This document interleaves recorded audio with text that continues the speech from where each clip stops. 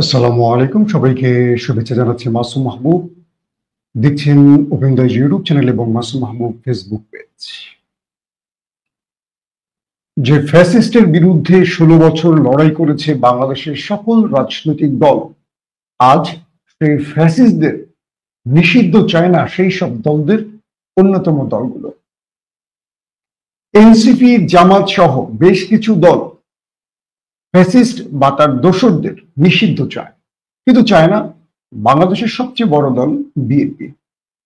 বিগত সময়গুলোতে বিএনপি তাদের যতগুলো বক্তব্য রাজনৈতিক মঞ্চে দিয়েছে, এখন হাঁটছে তারা ভিন্ন দিকে, অর্থাৎ পুরো উল্টো দিকে।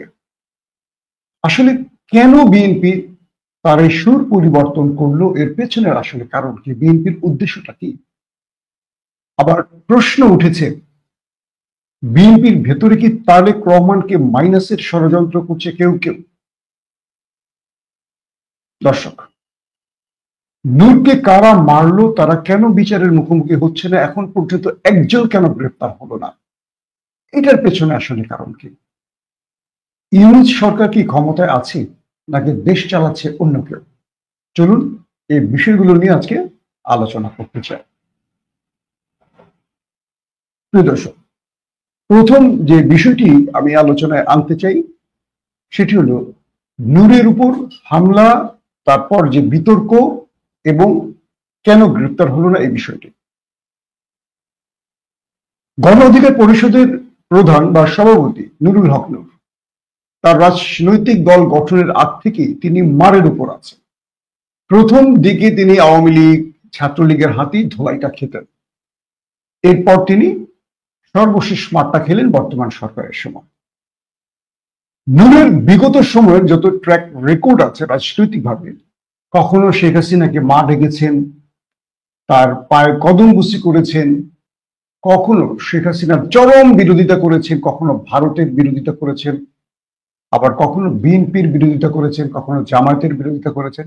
অর্থাৎ নূরকে আমরা সব ফরম্যাটে বিরোধিতা করতে দেখেছি। আর নূরের হাতে তৈরি আরেকজন তরুণ নেতা, আম বিক্রি করে, আপনারা সবাই চিনেন আম বিক্রেতা, আমি নেগেটিভ অর্থে বলছি না, অনেক হয়তো চিনবেন না, তারেক রহমান তার নাম। এটা বিএনপির তারেক রহমান না, এটা হলো ওই যে অনলাইনে আম টাম বিক্রি করে, মাঝে মাঝে দেখবেন যে এর সাথে তার সাথে বিতর্ক ছড়ায়। মানে সে রাজনীতিতে একটা তুচ্ছ পার্ট, কিন্তু সবসময় নিজেকে সোশ্যাল মিডিয়ার মাধ্যমে আলোচনায় রাখতে তিনি নিজেই পরিকল্পিত অনেক কিছু করেন। তারেক রহমান তার নাম। ২১শে টেলিভিশনে তার একটি ফ্যাক্ট চেকিং প্রোগ্রামে আমি দেখলাম নূরের উপর হামলার জন্য তিনি পিনাকি ভট্টাচার্য এবং ইলিয়াসকে দায়ী করেছেন, সঙ্গে জামাত ইসলামকে দায়ী করেছেন। তার বক্তব্যগুলোর ইঙ্গিত সেদিকে যাচ্ছিল। বলছিলেন যে ইলিয়াস এবং পিনাকি নূরকে মেরেছে বা ইন্ধন দিয়ে থাকতে পারে নেপথ্যে, এবং জামাত ইসলাম জাতীয় পার্টি এবং আওয়ামী লীগের নিষিদ্ধ চায় না। জামাত আওয়ামী লীগের সাথে সুবিধা নিতে চায়, তারেক রহমানের বক্তব্য। এবং আমি সেই ভিডিওটির, অনলাইন ভিডিওটির ক্যাপশন লোকেতে কি বলে কমেন্টে দেখলাম, অধিকাংশ কমেন্টগুলো হলো এরকম তারেক রহমানকে উদ্দেশ্য করে যে তিনি একটা বড় অ্যামাউন্টের জন্য বিক্রি হয়ে গেছে ইস্টাবলিশমেন্ট এবং একটি রাজনৈতিক দলের কাছে।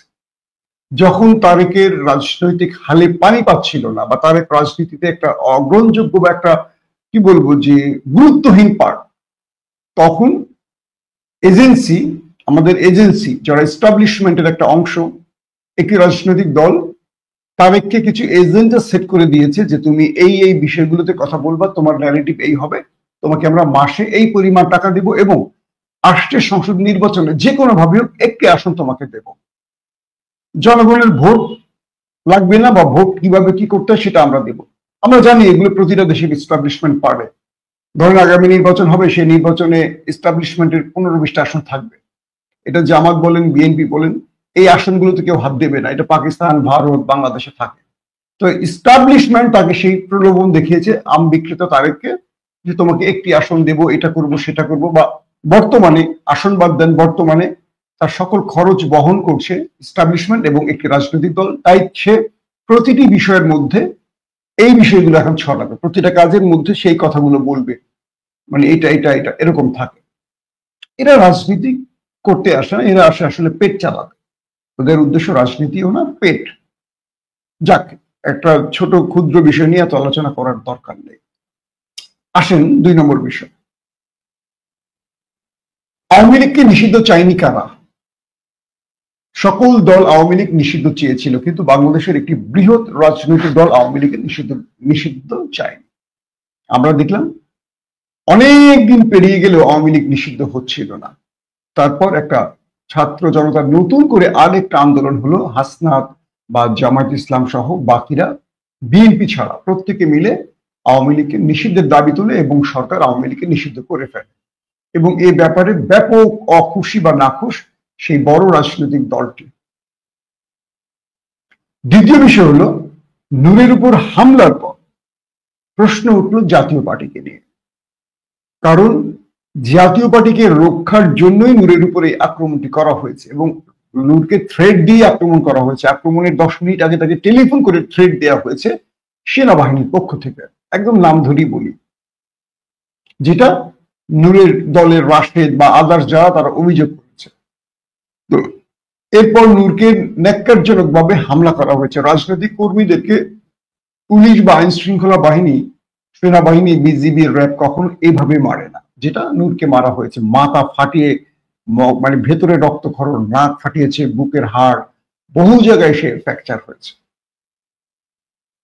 এখন বলা হচ্ছে যে নূর তার মার খাওয়ার পেছনে কয়েকটি কারণ তৈরি হয়েছে। এক, এই নূর কিন্তু ইস্টাবলিশমেন্টের অংশ হিসেবে কাজ করত।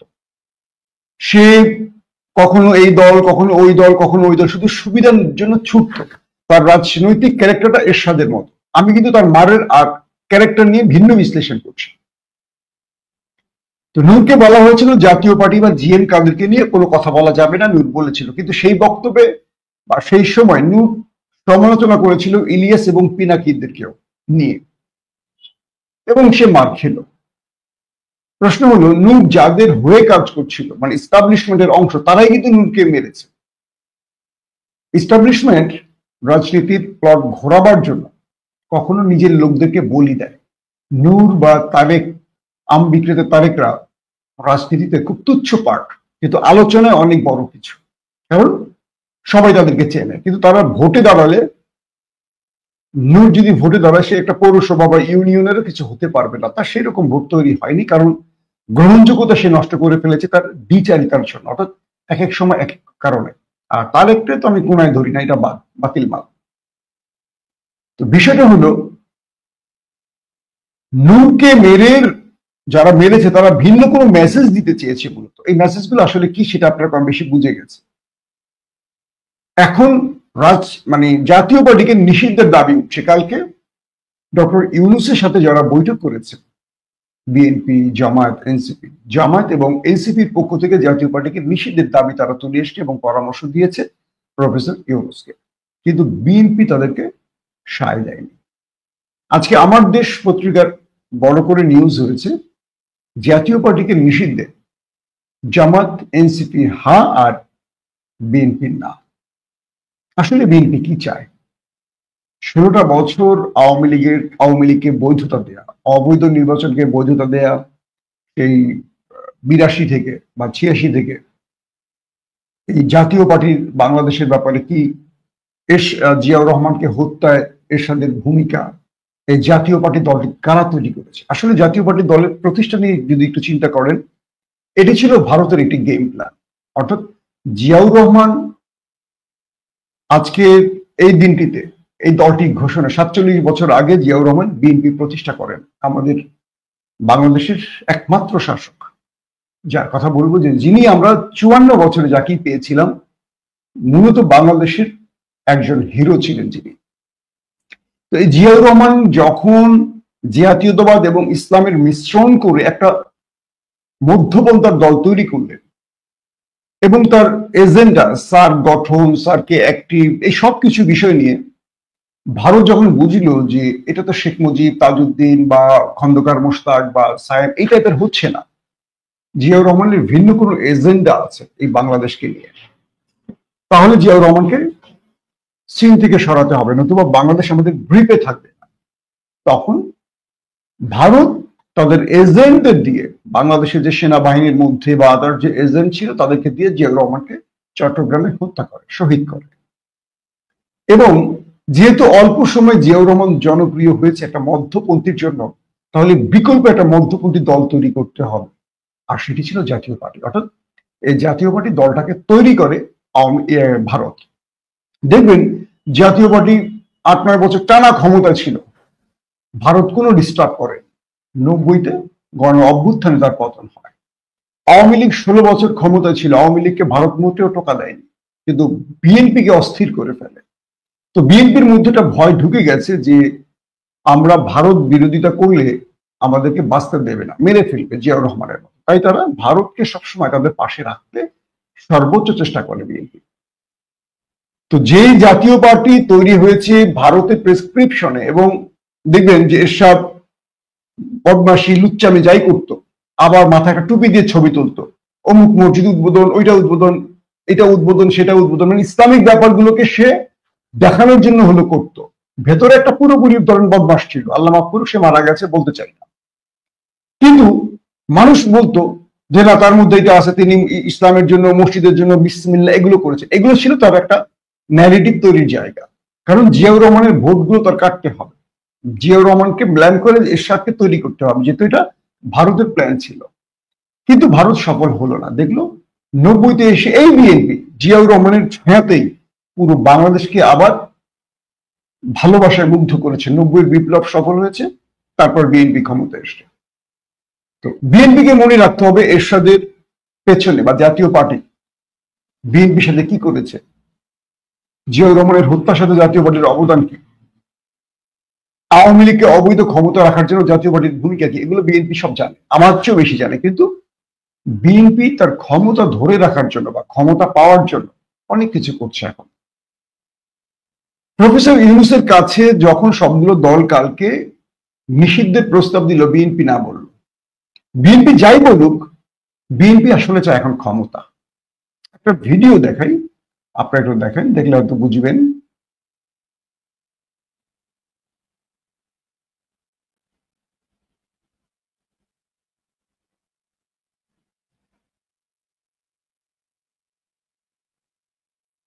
বন্ধু শেখ মুজিব মেডিকেল বিশ্ববিদ্যালয় হাসপাতালের প্রিজন ছেলে। তখন থেকেই তার অসুস্থতা নিয়ে নানা ধরনের গুঞ্জন উঠতে থাকে। তবে বিএমএসএসইউর অর্থোপেডিক বিভাগের চেয়ারম্যান এবং তারেক রহমানের জন্য ওই হাসপাতাল কর্তৃপক্ষ গঠিত ৩টি মেডিকেল বোর্ডের প্রধান অধ্যাপক সিরাজউদ্দিন জানান, এখন থেকে ৮ বা ১০ মাস আগে তার মেরুদণ্ডের ২টি অংশ ভেঙেছে। আচ্ছা, এখন আমাকে প্রশ্ন করেন আপনারা, তারেক রহমানের মেরুদণ্ডের হাড় কারা ভেঙেছিল? তারা কি তারেক রহমানকে চায় রাজনীতিতে? তারেক রহমানকে 1/11-এ মুচলেখা দিয়ে বিদেশ পাঠানো হয়েছিল যে তিনি আর রাজনীতি করবেন না কখন। তারেক রহমান আজ পর্যন্ত দেশে আসার সাহস করছে না, তাদের ভয়। কিন্তু বিএনপি চলছে কোন পথে বলেন? আমার সমালোচনাগুলো সবসময় তীর বিএনপির দিকে। অনেকে আমাকে প্রশ্ন করেন যে ভাই আপনি এই দলটাকে ভালোবাসেন, কিন্তু এই দলটাকে সমালোচনা করেন। বিএনপিটা আসলে আগের ফরম্যাট থেকে বেরিয়ে গেছে। আমরা যারা বিএনপির জন্য ফাইট করেছি, লড়াই করেছি, আমরা যে স্বপ্নে করেছি, সেই স্বপ্নে বিএনপিকে হাঁটতে দেখছি না বলেই এই কথাগুলো বলছি। একদম সহজ বাক্যে যেটা বললাম, বিএনপির মধ্যে দুটো গ্রুপ আছে, একটা হলো বাম, একটা হলো ডান। আমরা হলাম ডান ব্লক, যেটা মাহমুদুর রহমান বা আদার্স যারা রয়েছে। দেখেন বিএনপির ডান ব্লক আউট, মাহমুদুর রহমানকে কোনো সিনে দেখেন বা আদার্স কাউকে দেখেন? ডান ব্লক সব বাম ব্লক। বিএনপির বাম ব্লক যারা 1/11-এর নেপথ্যে ছিল, যারা সংস্কারপন্থী ছিল, সেই পন্থীটা কোনো না কোনো অ্যাক্টিভ হয়ে গেছে। সিনে দেখেন তারা অ্যাক্টিভ হয়ে গেছে। তারেক রহমানকে তারা বোঝাচ্ছেন এভাবে এভাবে করলে বিএনপি ক্ষমতায় আসবে। কিন্তু আমাদের কাছে মেসেজ আছে যে তারেক রহমানকে মাইনাস করে ফেলেছে ইতিমধ্যে বিএনপির একটা গ্রুপ, এবং ভারত বলে দিয়েছে তারেক রহমানকে তারা চায় না, লাগলে ফখরুলকে বসাও, আপত্তি নেই। তারেক রহমানকে চায় না, তারা ডেঞ্জার ম্যান বলে তারেক রহমানকে, কারণ তার মধ্যে জাতীয়তাবাদ আছে, তার মধ্যে ইসলাম প্রেম আছে। হয়তো ইসলাম প্রেমটা আপনারা দেখেন না, কারণ সাম্প্রতিক তার বক্তব্য কি মৌলবাদ টৌলবাদ এগুলো কিন্তু এই বামপন্থীদের স্ক্রিপ্ট করা। আমি তাকে যতটুকু কাছ থেকে দেখেছি, আমি তাকে বুঝেই কথা বলি। আমি আন্তাজে পত্রিকার খবর পড়ি না, তার সাথে আমার যতটুকু সক্ষতা সেই আলোকে বলি। কিন্তু তারেক রহমান একটা ভুল ট্র্যাপে পড়েছেন, অথবা ভুল কৌশলে এগুচ্ছেন, অথবা তার একটা কৌশল আছে, আমি জানি না কোনটা। ভুল হতে পারে, রাইট হতে পারে। তিনি দল চালান, তিনি আমার চেয়ে অনেক ভালো বোঝেন, এটা নিয়ে বিশ্লেষণের না। কথা হলো, আওয়ামী লীগ নিষিদ্ধ চায়নি, এবার জাতীয় পার্টি নিষিদ্ধ চায় না কেন? বিএনপি যদি এমনটি ঘটে, কালকে লাইভে বলেছি, এই জাতীয় পার্টির ঘাড়ে ভর করে তো আওয়ামী লীগ আসবে, তাই তো?